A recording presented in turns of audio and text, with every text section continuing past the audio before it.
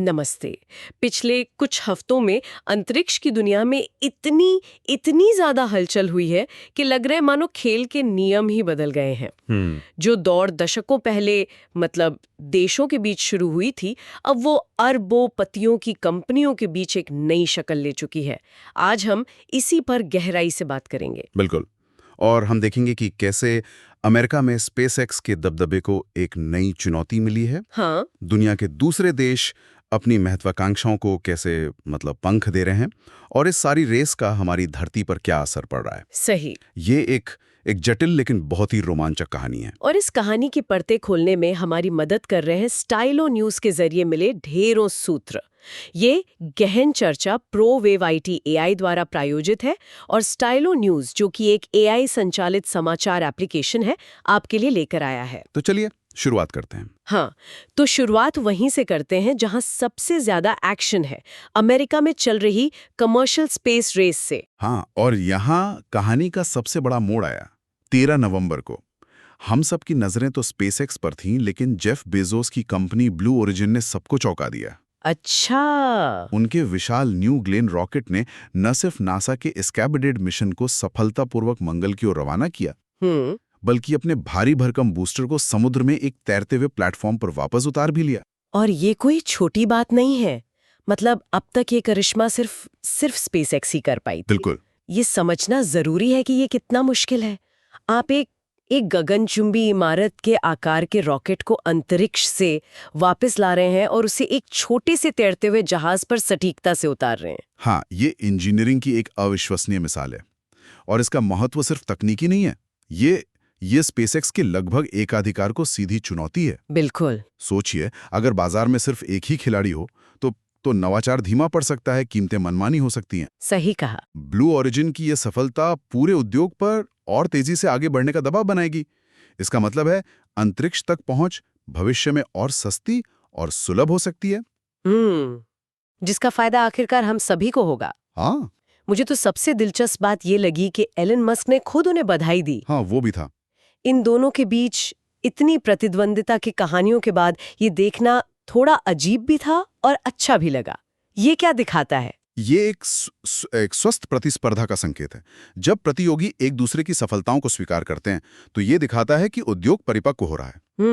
और ये blue origin के लिए एक बहुत बड़ा आत्मविश्वास बढ़ाने वाला कदम है। अब नासा जैसी एजेंसियों के पास भविष्य के बड़े अनुबंधों के लिए एक और भरोसेमंद विकल्प है। तो एक तरफ तो ब्लू ओरिजिन जश्न मना रहा था, लेकिन स्पेसएक्स के खेमे में सब कुछ ठीक नहीं था, है ना? नहीं, बिल्कुल नहीं। मैंने सुना है उनके स्टारशिप प्रोग्राम में कोई बड़ी गड़बड़ हुई। वो क्या था? हाँ, वो उनके लिए एक बड़ा झटका था। नवंबर में ही टेक्सास में उनके सबसे नए और सबसे उन्नत सुपर हेवी बूस्टर, जिसे बूस्टर 18 कहते हैं, हाँ। उसमें जमीन पर परीक्षण के दौरान ही विस्फोट हो गया। ये एक बड़ी नाकामी थी क्योंकि ये उनके नए डिजाइन का पहला अहम परीक्षण था। और इसका असर सीधा नासा के सबसे महत्वाकांक्षी मिशन पर पड़ सकता है। बिल्कुल। नासा ने तो इंसानों को चांद पर वापस ले जाने के लिए अपने सारे अंडे स्टारशिप की टोकरी में ही डाल रखे हैं। आपने बिल्कुल सही कहा। नासा आर्टेमिस प्रोग्राम के तहत चांद पर उतरने के लिए स्टारशिप पर ही निर्भर है। इसी यान को अंतरिक्ष यात्रियों के लिए लूनर लैंडर का काम करना है। इस विस्फोट के बाद आर्टेमिस 3 मिशन की समय सीमा, जो पहले 2027 रखी गई थी, वो अब लगभग निश्चित रूप से 2028 या उससे भी आगे खिसक सकती है। तो नासा इस पर कैसे प्रतिक्रिया दे रहा है? क्या वे बस इंतजार करेंगे? बिल्कुल नहीं। नासा के जो कार्यवाहक प्रशासक हैं, शॉन डफी, उन्होंने सार्वजनिक रूप से इन देरी पर चिंता जताई है। अच्छा। और उन्होंने एक बहुत महत्वपूर्ण संकेत भी दिया है कि चंद्र लैंडर बनाने के अनुबंधों के लिए प्रतिस्पर्धा को फिर से खोला जा सकता है। ओहो, तो ये ब्लू ओरिजिन के लिए दरवाजे पर एक सुनहरे अवसर की तरह है। बिल्कुल। अब उनके पास एक सिद्ध हेवी लिफ्ट रॉकेट है और वे अपना ब्लू मून लैंडर भी विकसित कर रहे हैं। मतलब नासा अब एक ही कंपनी पर पूरी तरह निर्भर नहीं रहना चाहता। सही पकड़ा। तो अमेरिका में तस्वीर साफ है। स्पेसएक्स अभी भी किंग है, लेकिन एक बहुत गंभीर दावेदार मैदान में आ गया है। लेकिन जैसा हमने शुरू में कहा था, ये कहानी सिर्फ अमेरिका की नहीं है। ऐसा लगता है कि पूरी दुनिया इस दौड़ में शामिल हो रही है। यूरोप में क्या हो रहा है? यूरोप एक बड़े रणनीतिक बदलाव से गुजर रहा है। 27 नवंबर को यूरोपीय अंतरिक्ष एजेंसी मतलब ईएसए उसने अपने लिए $22.1 बिलियन का रिकॉर्ड बजट सुरक्षित किया। ये तो बहुत बड़ी रकम है। बहुत बड़ी। और ये पैसा कहाँ जाएगा? क्या वे भी स्पेसएक्स और ब्लू ओरिजिन की तरह रीयूजेबल रॉकेट बना रहे हैं? बिल्कुल। ये बजट यूरोप के अंतरिक्ष में स्वायत्तता यानी आत्मनिर्भरता हासिल करने की एक तीव्र इच्छा को दिखाता है। अच्छा। जब यूक्रेन संघर्ष के बाद उन्होंने रूसी सोयूज रॉकेटों तक पहुंच खो दी तो यूरोप को एहसास हुआ कि वे लॉन्च के लिए बाहरी शक्तियों पर कितने निर्भर हैं। अब उनका मुख्य ध्यान अपना खुद का पुनः प्रयोज्य रॉकेट विकसित करने पर है। तो ये उनके लिए सिर्फ व्यापारिक प्रतिस्पर्धा से ज्यादा एक राष्ट्रीय सुरक्षा का मामला बन गया है। हाँ, कह सकते हैं। और ये बजट नागरिक और सैन्य दोनों उद्देश्यों के लिए पृथ्वी अवलोकन और संचार क्षमताओं को भी बढ़ाएगा। लेकिन वे सहयोग भी कर रहे हैं। हाँ, हालांकि वे सहयोगी बने हुए हैं। वे नासा के साथ आर्टेमिस कार्यक्रम पर सहयोग कर रहे हैं और इस नए बजट के साथ जर्मन, फ्रांसीसी और इतालवी अंतरिक्ष यात्रियों को चंद्रमा पर भेजने की योजना है। और इस बीच एशिया भी चुप नहीं बैठा है। दक्षिण कोरिया की तरफ से भी कोई खबर आई थी। हाँ, 26 नवंबर को दक्षिण कोरिया ने अपने स्वदेशी नूरी रॉकेट का चौथा सफल प्रक्षेपण किया। अच्छा। लेकिन यहाँ सबसे दिलचस्प बात यह है कि पहली बार इस मिशन का नेतृत्व किसी सरकारी एजेंसी ने नहीं बल्कि एक निजी कंपनी हानवा एरोस्पेस ने किया। तो हम वही पैटर्न यहाँ भी देख रहे हैं। बिल्कुल। सरकारें रास्ता बना रही हैं और निजी कंपनियां आगे आ रही हैं। बिल्कुल। यह दक्षिण कोरिया के लिए एक बड़ा मील का पत्थर है जो अपने अंतरिक्ष कार्यक्रम का व्यापासीकरण करने और वैश्विक लॉन्च बाजार में एक गंभीर खिलाड़ी बनने की दिशा में बढ़ रहा है। और वे अकेले नहीं है। नहीं, भारत भी अपने पहले निजी तौर पर निर्मित पीएसएलवी रॉकेट के प्रक्षेपण की तैयारी कर रहा है। और हमें चीन को नहीं भूलना चाहिए। वे हमेशा कुछ बड़ा करने की तैयारी में रहते हैं। निश्चित रूप से। चीन अपने शंजोर 22 मिशन और अपने उन्नत 7 सीटों वाले ड्रीम चेजर जैसे अंतरिक्ष यान की पहली उड़ान की तैयारी कर रहा है। ये एक स्पेस प्लेन है ना? हाँ, जो एक हवाई जहाज की तरह लैंड कर सकता है, जो कैप्सूल से कहीं ज्यादा उन्नत है। तो तस्वीर अब बिल्कुल साफ है। अंतरिक्ष की खोज अब कुछ चुनिंदा देशों का खेल नहीं रही। ये एक बहुध्रुवीय वैश्विक प्रयास बन गया है जिसमें हर कोई अपनी जगह बनाने की कोशिश कर रहा है। ये सब जो अंतरिक्ष में हो रहा है वो बहुत रोमांचक है, लेकिन इसका असर हमारी धरती पर भी तो पड़ रहा होगा, है ना? हाँ, बिल्कुल। कुछ अच्छे और शायद कुछ बुरे भी। हाँ, और ये एक बहुत ही महत्वपूर्ण पहलू है। सकारात्मक पक्ष पर फ्लोरिडा का स्पेस कोस्ट इसका एक बेहतरीन उदाहरण है। अच्छा। 2025 में 100 से अधिक लॉन्च की मेजबानी के साथ वहां की स्थानीय अर्थव्यवस्था और रोजगार को जबरदस्त बढ़ावा मिला है। वह क्षेत्र जो कभी शटल कार्यक्रम के बाद शांत हो गया था, अब फिर से अंतरिक्ष गतिविधि का केंद्र बन गया है। होटल्स, रेस्टोरेंट्स, इंजीनियरिंग फर्में सब फल फूल रहे हैं। लेकिन हर कहानी का एक दूसरा पहलू भी होता है। मैंने मेक्सिको में कुछ गंभीर पर्यावरणीय चिंताओं के बारे में पढ़ा था जो सीधे तौर पर इन लॉन्च से जुड़ी हैं। हाँ, ये एक उभरता हुआ गंभीर मुद्दा है। मेक्सिको में प्लाया बगदाद के समुद्र तट पर स्पेस एक्स के रॉकेटों का मलबा जमा हो गया है। मलबा मतलब? ये धातु के बड़े बड़े टुकड़े हैं जो लॉन्च के दौरान अलग होकर गिरते हैं। इससे महत्वपूर्ण पर्यावरणीय चिंताएं पैदा हो गई हैं। वन्यजीव, विशेष रूप से प्रवासी पक्षी जो उस क्षेत्र को अपने रास्ते में इस्तेमाल करते हैं, वे प्रभावित हो रहे हैं। स्थानीय गैर सरकारी संगठन समुद्र तट को साफ करने के लिए अभियान चला रहे हैं। ये तो सिर्फ कचरा फैलाने से कहीं ज्यादा बड़ा मुद्दा लगता है।